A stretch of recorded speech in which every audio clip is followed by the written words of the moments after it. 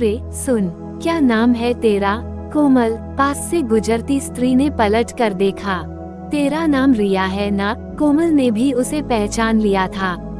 दोनों एक दूसरे को देखकर मुस्कुराई। रिया मतलब की बात पर आ गई। वो मैं इसी हफ्ते 2 महीने के लिए गांव जाऊंगी। मेरे पास 3 कोठियों का काम है।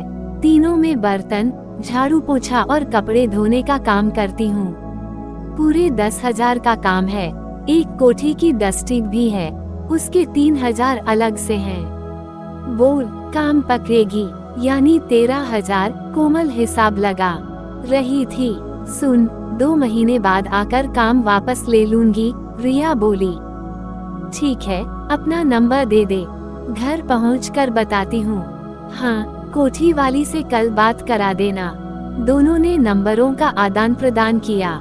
मोबाइल अपने अपने ब्लाउज में घुसेड़े और उसी तरह मुस्कुराती हुई विपरीत दिशा में मुड़ गई। कोमल सोचने लगी कि पिछली 2 कोठियां छोड़कर नई कोठियां पकड़ने की बात तो वह पहले से ही सोच रही थी। जिन कोठियों में काम कर रही है वे सभी घर से दूर पड़ती हैं। काफी पैदल चलना पड़ता है। कोमल का गणित फिर चालू हो गया। कोठियों के काम से मिली तनख्वाह में से 3,000 का राशन पानी, 1,000 झुग्गी का किराया। अगले महीने गांव में देवर की शादी है, 1,000 तो भेजने ही पड़ेंगे।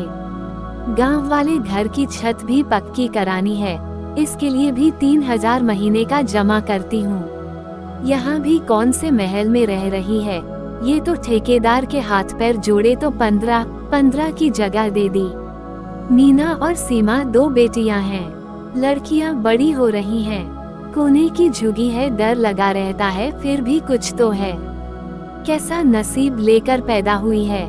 कोमल 15 साल पहले बसेसर का हाथ पकड़कर यहाँ मुंबई आउटर पर आ गई थी।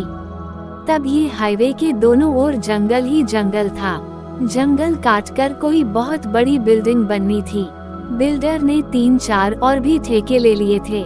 सो बसेसर 10-12 साल ठेकेदार से जुड़ा रहा। एक रोज बसेसर की टांग पर पत्थर गिर गया, पैर की हड्डी टूट गई, उसका काम छूट गया। बेटे ने साफ कह दिया, मैं ईंटगरे का काम कतई नहीं करूँगा। पहले तो कोमल कुली का काम करती थी, पर तब बात और थी। बसेसर का काम छूटने पर कोमल को भी काम छोड़ना पड़ा। ठेकेदार की नीयत खराब थी। कोमल जिन कोठियों में काम करने जाती है, ज्यादातर कोठियों की छत बसेसर ने ही डाली है, पर खुद वो झुगी में रहता है, जिसकी दीवारें तो हैं पर छत बल्लियों पर टिके तिरपाल की है। तेज आंधी में कई बार तिरपाल उड़ चुका है। जानती है यहाँ लड़कियाँ सुरक्षित नहीं हैं, पर क्या करे, यहाँ सिर्फ एक ही लालच है, लड़कियाँ पढ़ जाएंगी तो अच्छा घरबार मिल जाएगा। गांव चली गई तो रोटी के लाले पड़ जाएंगे। लड़कियां भी किसी काने, कुबड़े या बूढ़े के साथ बैठा दी जाएंगी। 10वीं कर लेंगी तो कोई न कोई कोठी वाली मेम साहब या साहब के ऑफिस में लग जाएंगी। लड़का भी धन का मिल जाएगा। बस इसी लालच में यहाँ पड़ी है। अल सुबह बेटियों के साथ निकल जाती है, स्कूल में लड़कियों को छोड़ती हुई कोठियों की तरफ मुड़ जाती है। कोठियों कहें या कंकरीट का जंगल कहें, कभी मीलों तक घना जंगल था। जहां अब कोठियों है वहां कभी जंगली जानवरों का वास था, लेकिन प्रकृति की खूबसूरत संपदा को बड़ी बेरहमी से उखाड़ फेंका इन भूखे बिल्डरों ने, सिर्फ कुछ रुपयों की खातिर। आज भी ऊंची इमारतों के पीछे खेत हैं और उनके पीछे घना जंगल है, जिसमें आज भी जंगली जानवर खेत पार करके कोठियों के पीछे लगे कटीले तारों के पास या सर्विस लेन के आसपास देखे जाते हैं। ये जानवर पता नहीं क्या सोचते होंगे हम मनुष्यों के बारे में। संभवतः सोचते होंगे कि कितना दुस्साहसी और निर्दयी है रे मनुष्य। किसी का रैन बसेरा उजाड़ कर अपने लिए घर बना लिया, लानत है ऐसी मानवता पर। इन्हीं ऊंची इमारतों के पास लेबा बस्ती है। बस्ती में रहने वाले लोगों की संख्या जानते हैं कितनी होगी? खेत पार बसे घने जंगल के जानवर जमा कोठियों और फ्लैटों में रहने वाले लोगों की संख्या में जोड़ लो और उसका 4 गुना कर दो। इतनी जनसंख्या है लेबा बस्ती की। ज्यादातर फ्लैट और कोठियों खाली पड़ी हैं। जंगल में भी जानवर नहीं के बराबर रह गए हैं। लेबा बस्ती में रहने वाले वही लोग हैं जिन्होंने अपने अन्नदाता के एक इशारे पर पूरी की पूरी प्राकृतिक संपदा को काटने में जरा देर नहीं लगाई और देखते देखते जमीन पर ऊंचे ऊंचे टावर और कोठियों खड़ी कर दी, और अपने लिए एक कमरे का मकान भी न जुटा सके। बस कच्ची सी झुग्गी है जिस पर छत तो है नहीं। इसी में गर्मी, सर्दी व बरसात सब बिताते हैं। छोड़िए ये सब, जरा इन कोठियों में झांक कर देखें। कौन रहता है, क्या होता है यहाँ और कैसे कैसे लोग रहते हैं। कोठी नंबर 25, इसमें वृद्धा पति पत्नी रहते हैं। दोनों सारी सर्दी बालकनी में धूप सेंकते। घर के गेट पर नेम प्लेट लगी है ब्रिगेडियर अमन। इस जोड़े को धूप में बैठकर चिल्ड बियर पीने का बहुत शौक है। कई बार पड़ोसी भी साथ देने और ठहाके लगाने आ जाते हैं। गर्मियों में यही महफिल देर शाम को शुरू होकर देर रात तक चलती है। कभी कभी 40 नंबर वाले कर्नल रमन भी साथ देने आ जाते हैं। कर्नल और ब्रिगेडियर दोनों कई साल तक एक ही यूनिट में साथ साथ थे। हाँ, रिटायर भी एक साथ हुए। दोनों के बच्चे कैलिफोर्निया में रहते हैं। बच्चे 2-3 सालों में बूढ़े माँ बाप पर झूठे प्यार की बारिश करने चले आते हैं। ब्रिगेडियर के घर में 2 आया, एक खानसामा, 2 लेब्राडोर कुत्ते और एक भूरी आंखों वाली बिल्ली है। सबके ऊपर लंबी नुकीली मूंछों वाला मुस्तैद नेपाली चौकीदार है, यानी घर में 2 लोगों की देखभाल के लिए 6 जीव। 26 नंबर कोठी खाली है। 27 नंबर में सान्याल रहती, तलाकशुदा है, घर में इवेंट्स ऑर्गेनाइज करती है। 28 नंबर की शीला सान्याल के साथ बियर पीती है। साथ में दोनों मिलकर किट्टी पार्टी, ताश पार्टी वगैरह भी ऑर्गेनाइज करती हैं। दोनों का गुजारा चल जाता है। कोमल अब तक इन घरों में काम नहीं करती। हाँ, रिया जा रही है तो 2 महीनों के लिए तो ये घर उसे मिलेंगे ही। कोमल को सान्याल का काम इसलिए भी आकृष्ट कर रहा है क्योंकि सान्याल हर शनिवार को पार्टी रखती है। पार्टी बेशक देर रात तक चलती हो, पर जानती है कमाई अच्छी खासी होती है। हर हफ्ते 1000 रुपए कमाई। कोमल खुश है, हिसाब बराबर है। रिया की दोनों कोठियों के काम को हाँ कर देगी। घर पहुँचते ही रिया को हाँ कह दी। अगले दिन कोमल रिया को 25 नंबर के आगे मिली। दोनों ने साथ में काम किया था। बरामदे में शीला और सान्याल बैठी बियर पी रही थी। कोमल दोनों के बीच होने वाली वार्तालाप को बड़े ध्यान से सुन रही थी। शीला, समाज के इस घिनौना नंगे सच को लोगों के सामने तो लाना ही होगा। सो तो है, वो दिल्ली में हुए निर्भया कांड के बारे में पढ़ा। सान्याल बोली, हाँ, मैंने तो टीवी पर सारा डिटेल में देखा है। सरेआम लोग दरिंदगी कर रहे हैं। सरकार कोई एक्शन क्यों नहीं लेती? बेचारी लड़कियां, थैंक गॉड मेरी बेटियां तो आउट ऑफ इंडिया हैं। शीला ने बियर का लंबा सिप खींचा। सान्याल ने सिर घुमाकर शीला को ऐसे देखा जैसे बाकी दुनिया की लड़कियां तो कूड़ा करकट हैं। You are right Sheela. Sanyal को लगा कि अभी यह औरत ग्लास और गटक सकती है। मुंह जुठारने को पूछ ही लिया, one more. No no, enough. आखिरी घूंट हलक में उड़ेला और उठ गई। ओके सान्याल, मैं चलूं, मिलती हूँ सैटरडे को। पैसों का हिसाब किताब पार्टी के बाद कर लेंगे। शीला जा चुकी थी। सान्याल ने उसे सीढ़ियां उतरते देख लिया था। ससली, इडियट, मुफ्ती की मिल जाती है न, इसीलिए चिपक जाती है। पूरी बोतल खाली करके ही हिलती है यहाँ से। सान्याल खुद से बातें कर रही थी। इस बीच 2-4 मोटी मोटी अंग्रेजी में गालियां और जड़ दी शीला को। कोमल का मन किया कह दे, यहाँ तो सभी ऐसे हैं, मुंह पर कुछ पीछे कुछ। सोचा नहीं, कल को इन दोनों के घर में नौकरी करनी है। चुप रहना ही ठीक होगा। काम खत्म करके सड़क पर आई तो कुछ लोगों को झुंड में खड़ा देखा। सब काम वालियां थीं। अरे क्या हुआ? कुसुम कह रही थी, कल रात को नेपाली गार्ड ने 26 नंबर कोठी के पीछे की लेन में भेड़िया देखा। 26 नंबर वाली बोली, अरे अरे, यानी इसी सामने वाली कोठी के पीछे? हाँ बिल्कुल, सीमा ने ऐसे पक्का किया जैसे उसने अपनी आंखों से देखा। सबके चेहरे पर भय था, जैसे भेदिया सामने खड़ा हो। सभी के होठों पर ताले लगे थे। शायद कोई भी इस विषय पर बात करना नहीं चाहता था, कारण ये पहली बार नहीं हुआ है। पहले भी जंगली सुआ, लकड़बग्घा और नील गाय जैसे जानवरों को कोठी वालों ने पिछली लेन में घूमते देखा है। कोमल ने फोन निकालकर समय देखा, दोपहर के 2 बजे थे। जल्दी जल्दी कदम बढ़ाए, बेटियां स्कूल से आ चुकी होंगी। चलने लगी तो रिया ने रोका, कोमल आज मैडम के यहाँ पार्टी है, मेरी जगह तू काम कर ले। पार्टी तो रात को होगी। हाँ चल साथ में, रास्ते में सोचकर बताती हूँ। कोमल का गणित फिर से चालू हो गया। पार्टी मतलब पूरे 1000 रुपए, यानी तिरपाल की जगह एस्बेस्ट शीट की छत पड़ सकती है। ये ठीक रहेगा। झट से कह दिया, हाँ ठीक है, तू फिक्र मत कर। ठीक 8 बजे शीला मैडम के यहाँ पहुँच जाऊंगी, सब संभाल लूंगी। बेटियों की फिक्र ने उसके पैरों को गति दे दी थी। यूं तो घर पर बसेसर है, पर वह भी कई दफा दारू के अड्डे पर जा बैठता है। दारू की लत से कोमल बहुत आजिज है। लड़कियां अभी तक लौटी न थीं। रास्ता अकेला है। कोमल को पता नहीं है कि 3 दिन पहले क्या हुआ था और आज भी। मीना और सीमा तेजी से चलती हुई घर की ओर आ रही थी।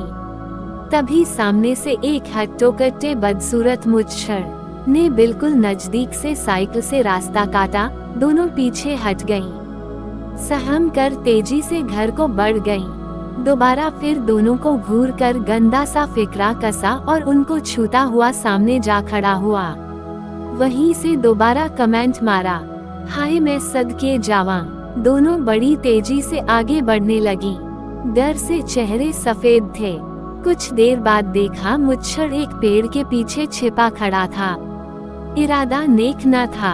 एक बार फिर साइकिल करीब लाकर वहशियाना हंसी के साथ बोला, आ जाओ, दोनों को खुश कर दूंगा, साथ में पैसे भी दूंगा। मीना और सीमा सूखे पत्ते सी कांप गईं। तभी पीछे से धीरू चाचा की आवाज सुनाई दी, क्या हुआ बेटियों? कुछ नहीं चाचा, मीना ने कह तो दिया, किंतु उन्हें भी माजरा समझते देर न लगी। डरो नहीं, मैं साथ हूँ। चलो मेरे साथ चलो, मैं भी घर ही जा रहा हूँ। बिना कुछ कहे धीरू के साथ चल दी। पेड़ के पास खड़े मुच्छर के लिए गंदी गाली निकली थी धीरू ने। आज लेट हो गई। कोमल दोनों के चेहरों को देख हैरान थी। लपक कर करीब आई, क्या हुआ?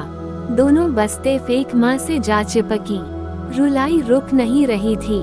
बड़ी मुश्किल से कहा, वाह वाह, अरे क्या वो तुमने भी भेदिया देख लिया? हाँ, सच बोलने की हिम्मत न थी। जो भी हो, मुच्छर भेदिये से कम तो नहीं है। दोनों ने चेहरे घुमाकर रजामंदी में सिर हिलाया। बस्ती वाले भी आज यही बता रहे थे, तुम सहेलियों के साथ आया करो, चलो खाना खा लो। नहीं, हमें भूख नहीं है। अरे थोड़ा सा तो खा लो, माँ ने बड़े प्यार से कहा। नहीं खाया। दोनों चुपचाप खाट पर लेटकर सोने का बहाना करने लगी। देखो, मैं पड़ोस वाली कमलों के घर जा रही हूँ, दरवाजा बंद कर लो, बापू भी आता ही होगा, आए तो खाना दे देना। माँ के जाते ही दोनों उठकर बैठ गईं। सुन मीना, कल हम स्कूल नहीं जाएंगे। मैं भी यही सोच रही हूँ। ये रावण फिर पीछे आएगा। तू ठीक कहती है, लेकिन कब तक छुट्टी करेंगे? हम किसी को बता भी नहीं सकते। जिसे भी बताएंगे हमें ही गलत समझेगा। तो फिर भैया को कहूँ? न, ये गजब न करना, फिर तो खुलेआम दुश्मनी हो जाएगी। क्या भैया उसे छोड़ेगा? मुच्छर की हड्डी पसली का चूरा बनाकर नदी में बहा देगा। बड़ी बदनामी होगी। फिर हम क्या करें? छोड़, देखा जाएगा। अगले दिन दोनों घर से बाहर न निकली। दरवाजे की मोटी संद से बाहर झांक लेती। हादसे की दहशत बरकरार थी। अगले दिन माँ के जाने के बाद दोनों ने मन की भड़ास निकाली। अरे वो तिरपाली बनिया भी ऐसा ही दिखता है, जाने कैसी भूखी नजरों से घूरता है, जैसे खा जाएगा। छी, कैसी घिनौनी हंसी है। और वह दूध वाला मोटा लाला, कोई उसकी बेटी को ऐसे देखे तो लाला सामने वाले का पेट चीर कर अंतैयों का सालन बनाकर खा जाएगा। एकदम कसाई दिखता है। सारा दिन दोनों बहनें यही सब बातें करती रहीं। मुंह में अन्न का एक दाना तक न गया। मन ही नहीं करता था। कौर तोड़ती तो कभी मुच्छड़, कभी तिरपाली तो कभी लाला का डरावना चेहरा उन्हें विचलित करता। हफ्ता निकल गया। डर थोड़ा कम तो हुआ पर गया नहीं। झुग्गी के ठीक सामने खूब घना जामुन का पेड़ है।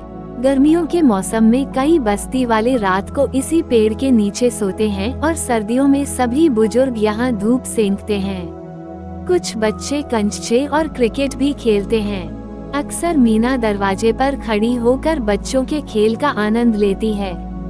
2 दिन से 18-19 साल के एक लड़के को पेड़ के नीचे डेरा डाले देख रही है। मैले कुचले कपड़ों में ये लड़का चुपचाप झुग्गी को ताकता रहता है। शुरू में मीना को अजीब सा लगा, फिर जल्द ही समझ आ गया, मुसीबत का मारा है बेचारा। भोले से चेहरे वाले इस लड़के के करीब बैठने का जी करता। आजकल दोनों बहनों के बीच वार्ता का विषय मुच्छड़ नहीं, पेड़ के नीचे बैठा वह लड़का है। मीना को बड़ा तरस आता है इस बेचारे पर। जी करता है पूछे कि वो ऐसा क्यों है। नहीं, दोनों बहनें अपनी परिधि से घिरी हैं। किसी ने उन्हें लड़के से बात करते देख लिया तो बात उछालने का कोई मौका नहीं छोड़ेगा। पूरी बस्ती है ही ऐसी। इससे अच्छा है इसे इसी के हाल पर छोड़ देते हैं। पर बच्चे अक्सर पागल कहकर जब पत्थर मारते तो बहनों का जी तड़प जाता। संवेदना तो बस्ती वालों की पहले ही मर चुकी है। किसी के दुख को ये क्या समझेंगे। एक रोज मीना मौका देख लड़के के पास जा पहुंची। बोली, क्या नाम है तुम्हारा? कमल, लड़के ने झिझकते हुए बताया। कहाँ के रहने वाले हो? मंतर गांव है। मेरा घर में कोई नहीं है। गांव में बाढ़ आई, सब तबाह हो गया। तुम इन्हीं झुग्गियों में रहती हो। मेरे गांव में तुम्हारे जैसी एक लड़की थी, उसका नाम मीना था। तुम्हारा क्या नाम है? वो हंस पड़ी। मेरा नाम भी मीना है। अगले पल दोनों संवेद स्वरों में हंसे। मीना आज कई दिनों बाद हंसी थी, वो भी खुलकर। अगले पल चुप हो लड़के ने मीना पर आंखें टिका दी और बोला, कितने अजीब हैं यहाँ के लोग। सब देखता हूँ पर चुप रहता हूँ। यहाँ मुझे अपना कहने वाला कोई नहीं है। थोड़े दिन में पानी उतर जाएगा तो मैं चला जाऊंगा। मीना का मन लड़के की बात के समर्थन में बहुत कुछ कहना चाहता था पर विवश है। फिर भी बोल, वह क्या नाम बताया? नाम तुमने पूछा तो था, कमल है मेरा नाम। मुस्कुराहट की पतली सी रेखा खींच गई थी। गजब का आकर्षण था कमल के चेहरे पर। तुमने देखा होगा वो मुच्छड़ दारू पीकर सारी बस्ती में घूमता रहता है। लड़कियों को देख गंदे इशारे करता है। जी करता है गोली मार दूं। और वह मोटा लाला, फिर वह तिरपाली बनिया कितनी बकवास करता है, देखा है ना? मन करता है इन सबको इकट्ठा करके आग लगा दूं। किस किस को गोली मारूं, सब गंदगी में पले हैं। मुझे भी पागल कहकर मेरी खिल्ली उड़ाते रहते हैं। तुम ठीक कहते हो, सब यहाँ ठेकेदार के पाले हुए गुंडे हैं। तभी तो कोई कुछ नहीं कहता। अच्छा, मैं चलती हूँ। सामने से मोटा लाला खीसे निपोरता हुआ आकर खड़ा हो गया। बोला, नहीं दोस्ती हुई है, कभी हमें भी अपना यार बना लो। कसम से पूरी दुकान तुम्हारे नाम कर दूंगा। और मीना के बाजू को रगड़ता हुआ निकल गया। मीना का शरीर कांप गया। कमल की आंखों में भी गुस्सा था। अपमान का घूंट पीकर झुग्गी पर आ गई। चुप, डरी हुई। अच्छा हुआ घर पर अम्मा नहीं है, बापू भी गायब था। बहन सोई पड़ी है। मीना का मन हल्का था। न जाने कितने दिनों के बाद उसे लगा था वो अकेली ही नहीं बल्कि कोई और भी इस गंदे माहौल से आजिज है। कमल ने मन का कमल खिला दिया था। शाम के 7 बजे हैं। अम्मा देर रात तक लौटेगी, कह रही थी। कोठी में पार्टी है। दरवाजा बंद करके लेट गई।